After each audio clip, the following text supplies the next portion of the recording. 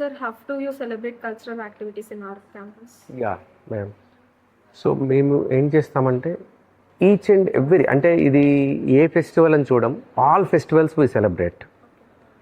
For example Dussehra ఉందనుకోండి, yeah we play Bathukamma.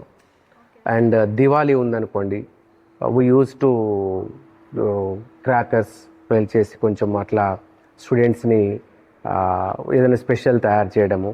And every Sunday relaxation కోసం afternoon సెషన్లో ఒక మూవీ ప్లే చేయడము.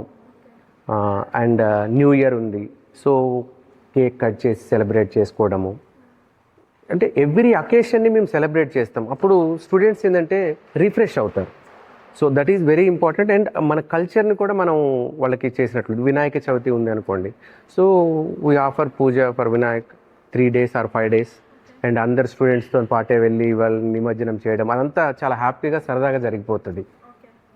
And at the same time sir, clubs ఉన్నాయి, మనకి స్పోర్ట్స్ ఉన్నాయి కదా, లైక్ అట్లా కల్చరల్ యాక్టివిటీస్లో స్పోర్ట్స్ మీట్స్ అట్లా ఏమైనా పెడతారా? అంటే మేడం, ఇది కాంపిటేటివ్ ఎగ్జామ్ని మనం ఫోకస్ చేసుకుంటూ డెఫినెట్గా సీట్ తెప్పించాల్సింది. కొంచెం ఇంటర్ కరికులం ఎట్లా ఉంటుందంటే, ఇటు బోర్డుకి చదవాలి, అటు కాంపిటేటివ్ ఎగ్జామ్స్ ప్రిపేర్ అవ్వాలి. కాబట్టి so that much of space మనం ఏమీ ఇవ్వము. బట్ వాళ్ళు స్ట్రెస్ రిలీజ్ అవ్వడానికి ఆడుకుంటాం తప్ప వాళ్ళని sports, if they are interested, they are already athletes, then we cooperate. But మేము ఇక్కడ కోచ్ని పెట్టి ట్రైన్ అప్ ఇచ్చి వాళ్ళని డిస్ట్రిక్ట్ లెవెల్, స్టేట్ లెవెల్కి పంపించేది అయితే ఉండదు.